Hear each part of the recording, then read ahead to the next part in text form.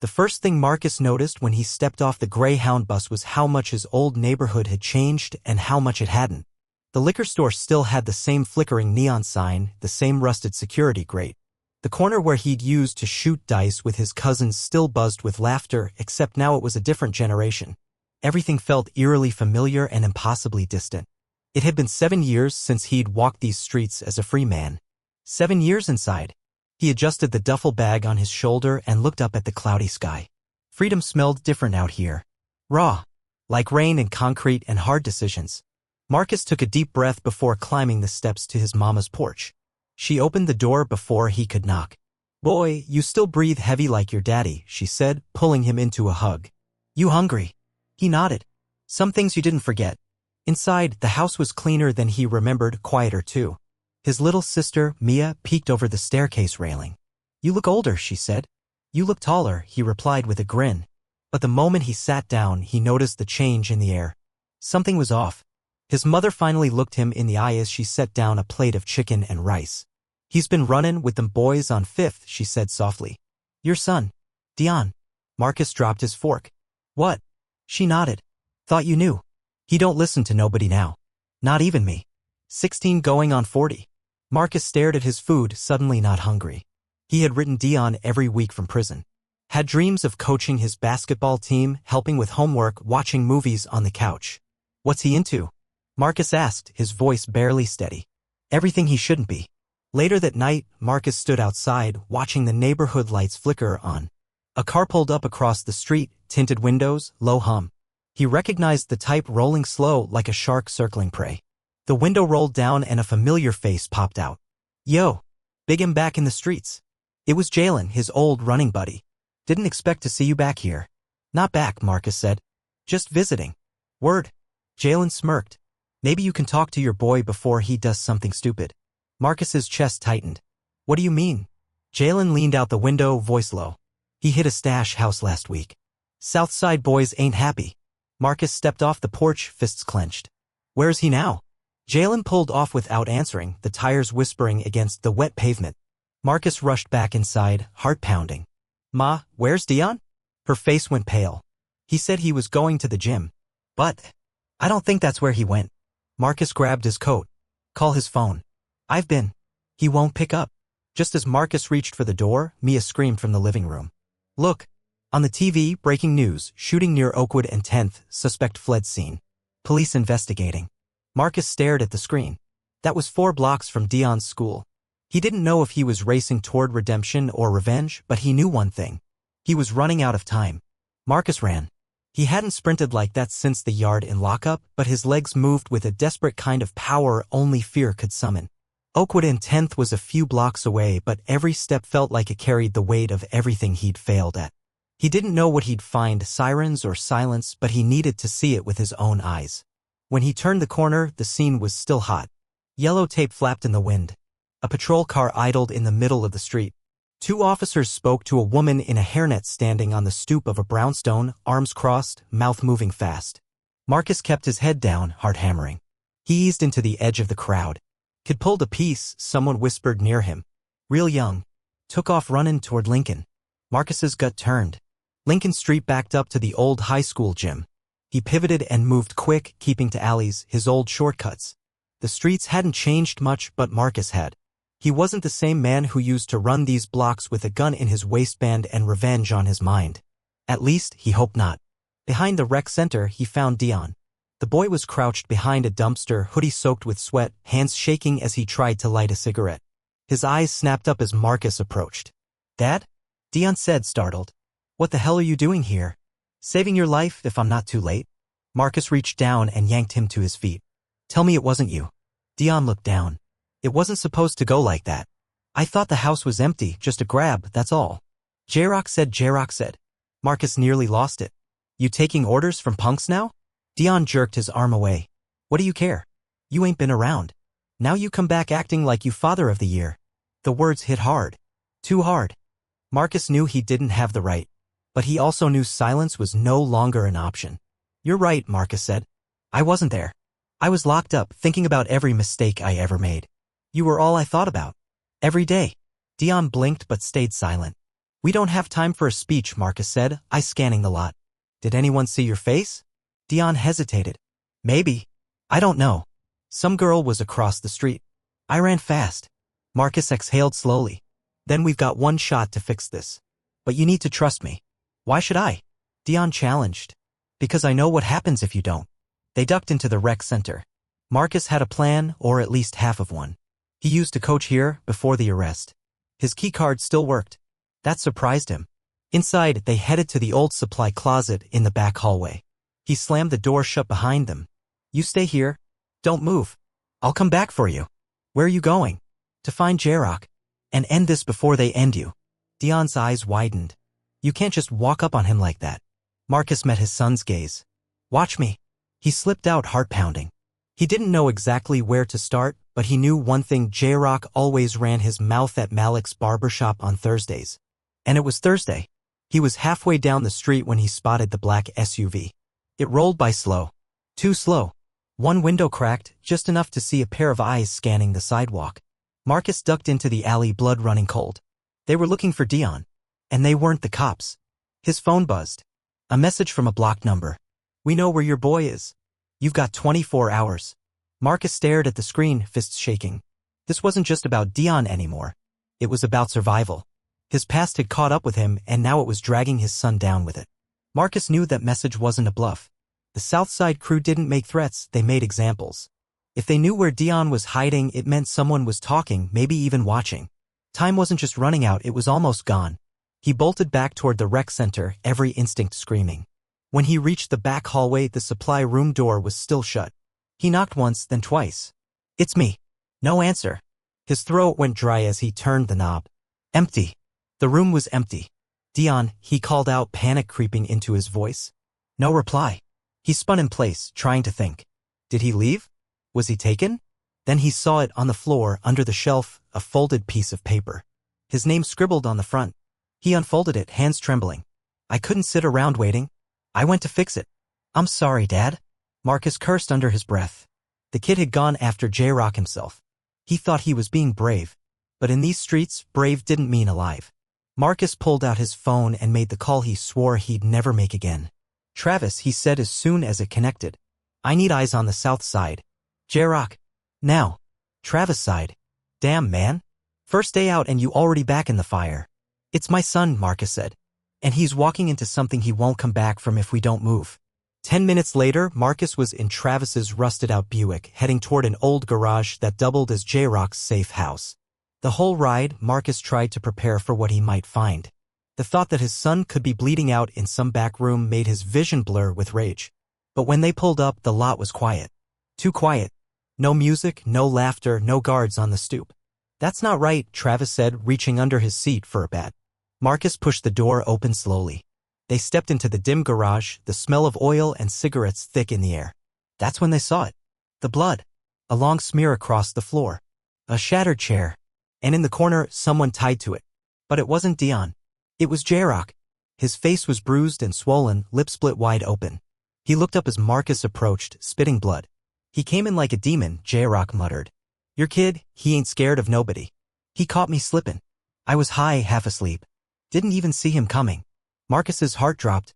Where's he? Ran off. Took my piece and my stash. Said he was gonna turn himself in.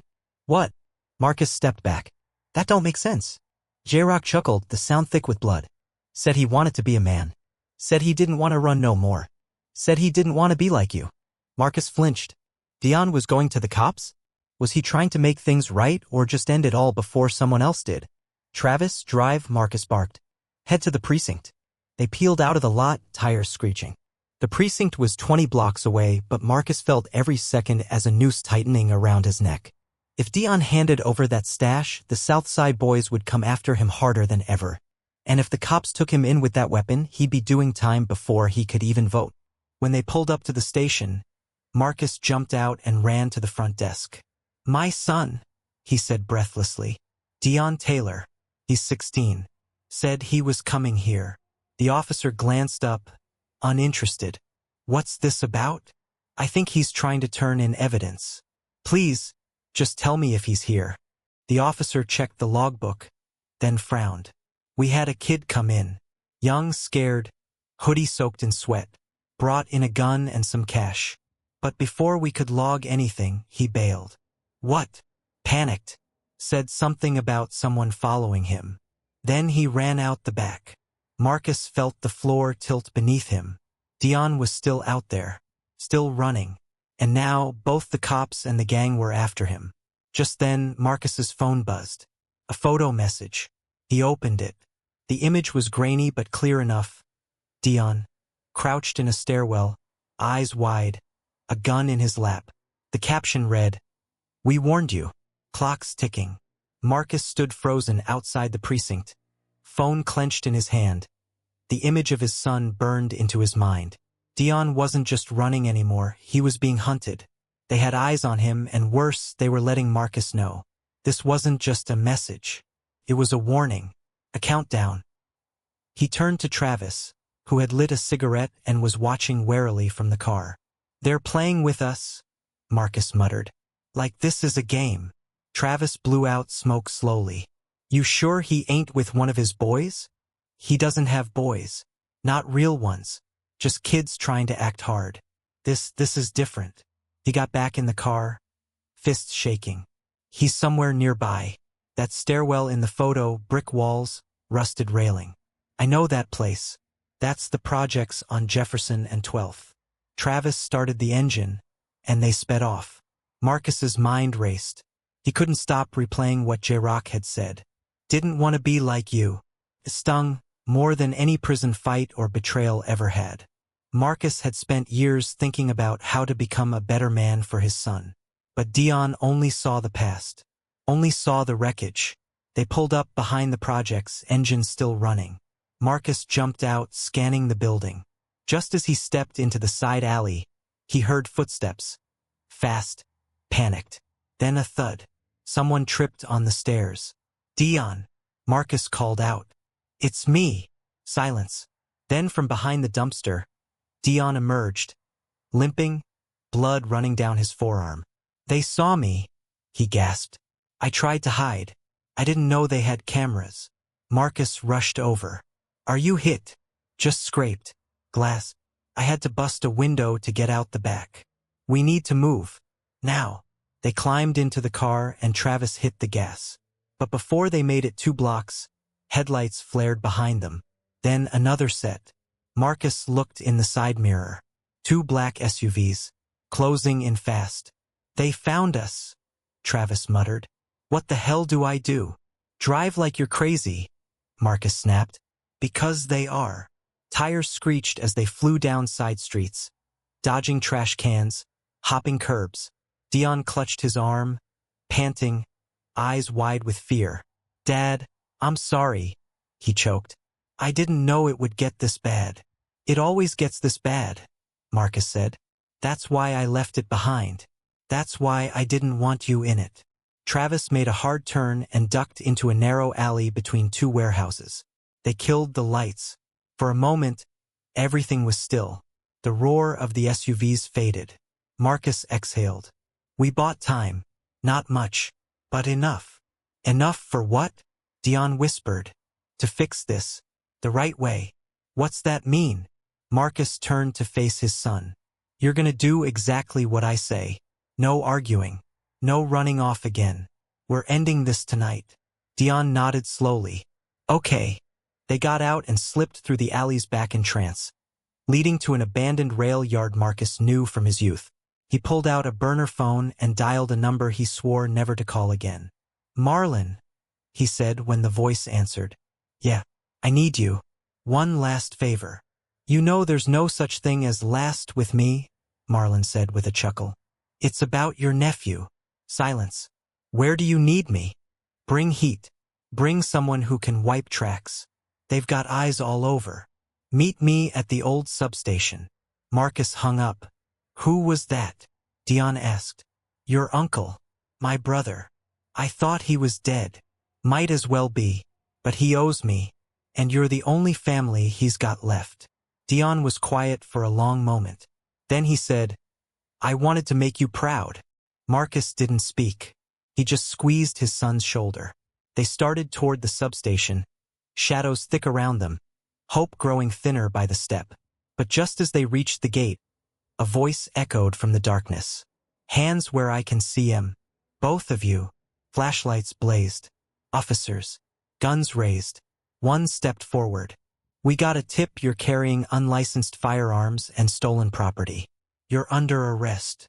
Marcus looked at Deon, looked at the gate behind them, and realized it was a setup. They'd been lured. Not by the gang. By someone else. Maybe someone they trusted. Marcus didn't raise his hands. Not yet. Not until he could make sense of what was happening. The cops had come out of nowhere like they knew every step before he took it. And then it hit him he'd made a call. To Marlon. His brother. The one who'd vanished from the streets years ago and whispered through the grapevine to be working with whoever paid best. It wasn't the gang. It wasn't revenge. It was betrayal. Deon, Marcus said low. Run when I say. Run hard. What? Trust me. The flashlight beams were closing in now, shaky with tension. One of the officers was young, nervous. The other older, more measured. You think I won't shoot? The younger one barked. Marcus raised one hand slowly. I think you don't know who you're dealing with. Then he moved. Fast. He knocked the nearest trash bin into the light, sparks flying as metal scraped pavement. Deon didn't hesitate. He bolted. The older cop shouted. Shots rang out. One, then two. Marcus felt something graze his shoulder, but he didn't stop. He tackled the younger officer to the ground, ripped the radio from his chest, and tossed it into the bushes. The gun skidded across the concrete. The older cop tried to aim again but hesitated. Marcus was on top of his partner. You're making it worse, the officer screamed. You think this ain't already bad? Marcus roared back. He's just a kid. Behind them, Deon had vanished into the dark. Sirens howled in the distance. Backup was coming. Marcus raised both hands and slowly backed off the officer. I'm done, he said. You got me. They cuffed him on the spot.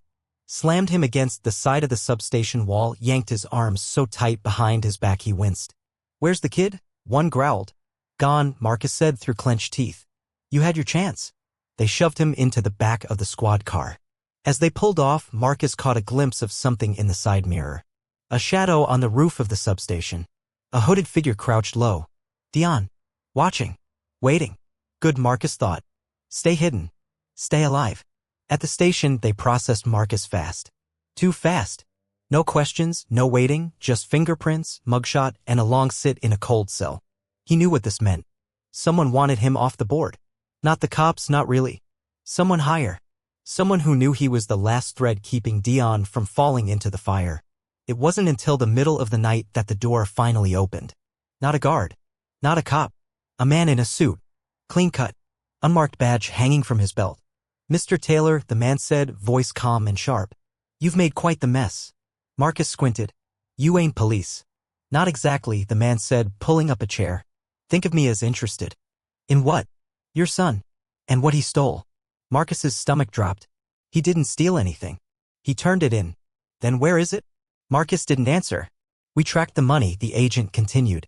Your son's smart. But not that smart. Cash from that stash is marked. The gun? Linked to 2 shootings, 1 unsolved. He leaned in. And now your boy's the last one holding it. Marcus's jaw tightened. What do you want? Bring him in, the man said. We'll cut you a deal. One that keeps him breathing. And if I don't? Then the streets find him first. Or the badge does. Either way, his story ends in a body bag.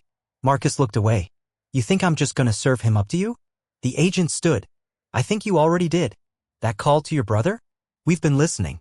You're not in control here, Marcus. We are. He walked out, leaving the cell door open behind him. Marcus stared after him, heart racing.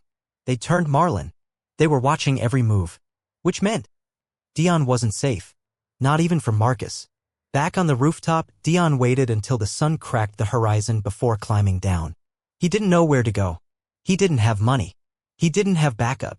Just the gun in his pocket and the weight of knowing his father had been taken. Again. Then his phone buzzed. One new message. A number he didn't know.